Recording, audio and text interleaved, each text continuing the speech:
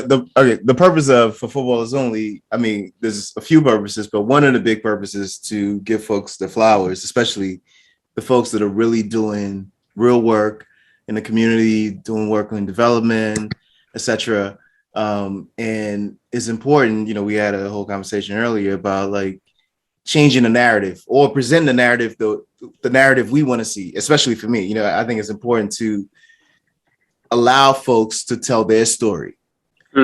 Right. So like so many stories are being contrived and controlled, et cetera. And, I think it's important. Everybody has a story. Everybody knows the 10 stories, right? Yeah, Messi story, Ronaldo or Pep or whatever it is. But there are millions upon millions of stories out there with the same validity, but people just don't know because nobody even ventures or, try to push it. And so this platform is essentially for that, where we talk to folks in different aspects of the game, be it organizations, trainers, coaches, players, parents, fans, etc. Right.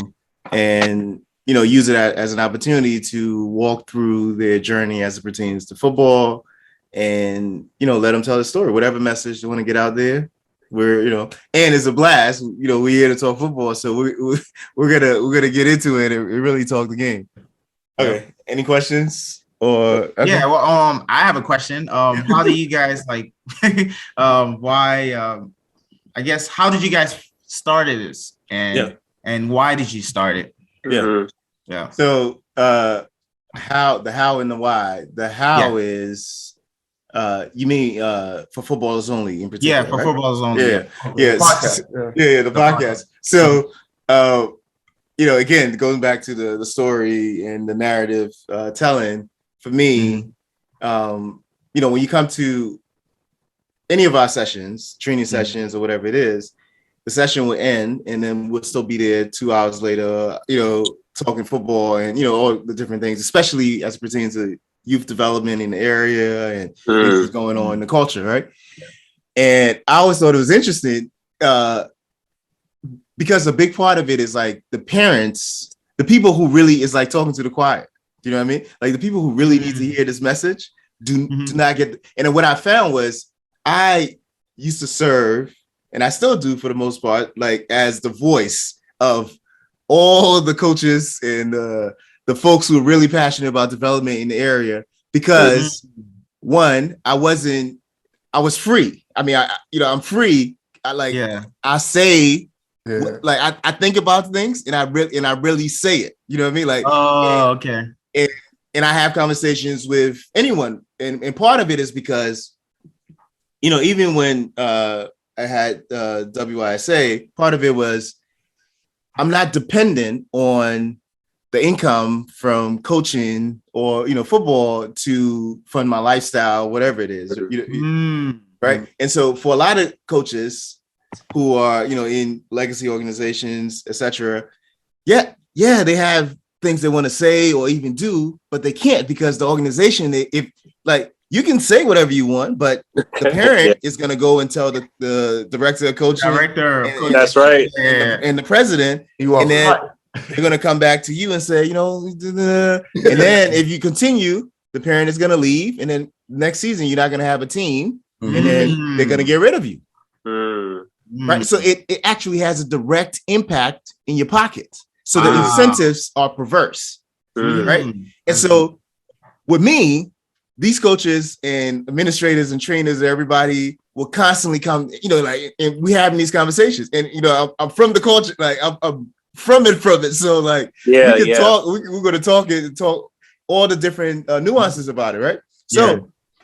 So I noticed that and I was like, you know what? One, we need a space that we can have these conversations, that it can be informative, educational, fun, entertaining, etc., for a wide array of audience. Because one, we will target who who push it to, but you don't have control. Like when the information is out there, you can reach anybody. That's right. Right, that's true. You know what I mean? Like, and why shouldn't our information get out there when what I was telling you earlier, Dipo? Yeah. Instead of complaining about the information that's out there or the world that's being painted about football and youth development and all this kind of stuff. Mm-hmm. If we have another way, that's what we should be talking about and pushing. We shouldn't be complaining. Mm. Yeah. Right. And so, I mean, so that's the genesis of it. And then, talking to James about it, I was like, James, let's do this in a way where it's. By the way, I was in Buffalo by the time, actually. I wasn't. Yeah, exactly. And so like, it was a lot of back and forth with James and I, and I was like, no, James, like, I'm telling you, this thing is a long game. Mm-hmm. It's not, the impact of it. We wouldn't even know the impact of it. James is starting to see the impact of it, actually. Like, now when random people start coming up to him and like telling him things that like repeating his voice to him, you know what I mean? Like things he said a year ago. That was weird. Wow. You know what I mean? He did. Yeah, like that's what. Like, so then James is like, I see what you're saying now. I'm like this is different. But a big part of it, I mean, it's the consistency, right? Like, so like, when we started, I think everybody did like everybody had a podcast. Like, remember, James, I told you, I told you, James, I was like, everybody's gonna have a podcast, a show, or whatever it is, but it's the consistency. The consistency. Yeah. You know what I mean? Like, and to be consistent is something you really have to love it and enjoy it, et cetera, et cetera.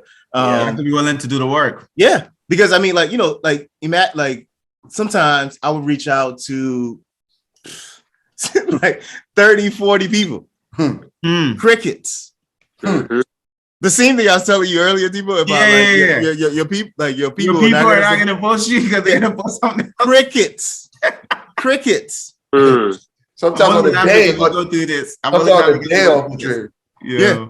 Yeah. Sometimes, exactly. And then sometimes, even after we schedule, right? Like we figure out how to schedule the recording the day of, the hour before, actually, before they hit us. Oh, my bad. I gotta go to this whatever, some other, ODP or something like some other event, right? Something happened. All it is, and I get it. But the thing I always tell people, and I'm saying it here, Ginger gave you you're recording this, so you gave you put it out there. But I actually tell people this, right? Everybody gets a chance with me, right? So I'm gonna invite everybody, schedule or whatever it is. You get a chance. Mm-hmm. The reality, I know, and I tell James, and this is what I told James like 2 years ago. He thought I was joking. The reality I know is we're gonna interview whoever we want to interview, be it Mbappe, Henry, like all the people that the same people who didn't have time. Yeah, looked up to. Yeah, they will. When that interview come around, that's when they're gonna have time. But by then, what happens is once you start interviewing Henry and Mbappe and stuff, then the audience, the next person is Sudan, then it's Pep, then is you're in a different stratosphere. This is what like everybody, like, I mean, we know it from like rap stars or whatever, or musicians or movies, etc. It happens all the time.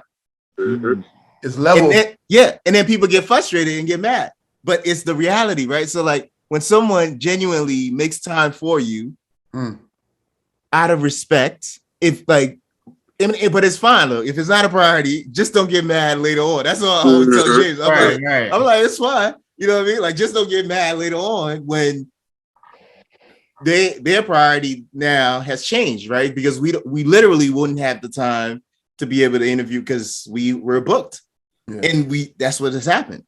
And so that's why we have things, we schedule things months in advance, etc. Yeah. But yeah, man. And then to add on to that, to your question, I think to add on what Mike said, most of the reason why we started doing this, I mean, of course, I mean, telling our story, and because for us, like especially where we grew up in PG County, for me, it's like it's a lot of, like you saying, a lot of people we play with. Someone like Leroy.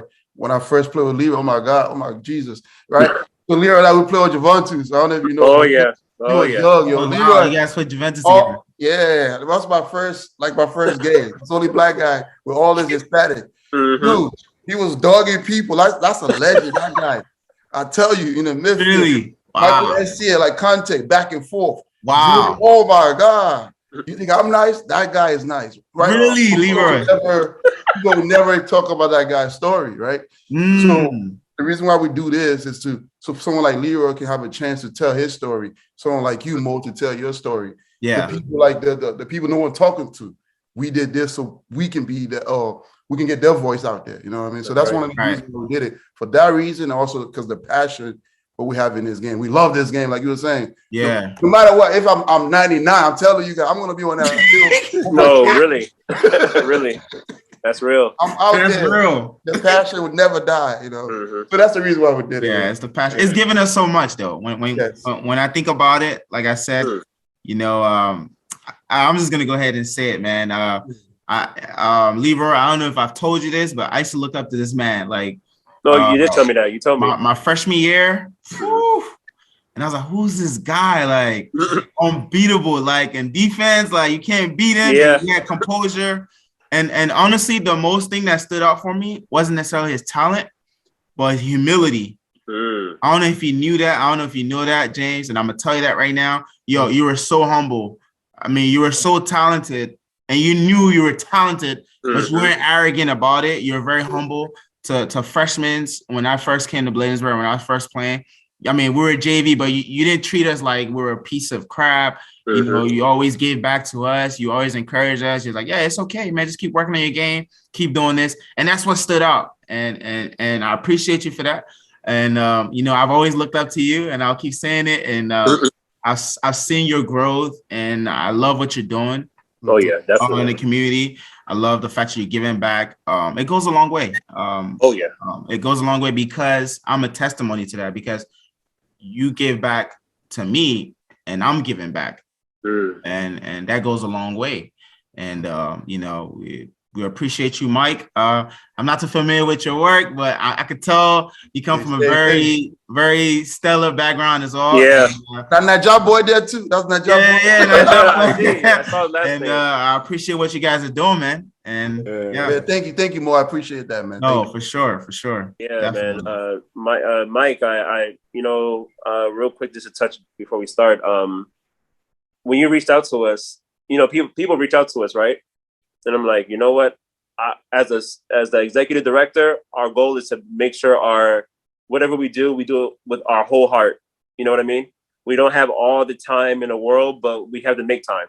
Yeah. You see what I'm saying? Yeah. So we didn't know you at all. We didn't know it was James. Because if you tell me James, I'll be there. You see what I'm saying? Yeah. But I don't know you. But all I know is that whoever reaches out to us, that means a lot to us, because we're humbled and we appreciate the opportunity that you took to like reach out to us, you know? Yeah. And we figured that, you know, consistency is the key. Yeah. No matter what we're doing, you know, consistency is the key in the community. Consistency is the key in our careers. Consistency all around the board, you know. Yeah. And that's why we're doing this right now. Yeah. James, like he said, we have history, game upon games, trophy upon trophies, championship, futsal, indoor, outdoor, wherever. You know, we have history. You know, and he's an exceptional player. You know, so that's both on and off the field, and that's something that I can even say for you too, Mike. That's what we all have. Yeah. On and off the field, we show what we do. You know, we show it with our heart. You know, so that's cool. Yeah, nice. Yes, sir. All right, let's get into this.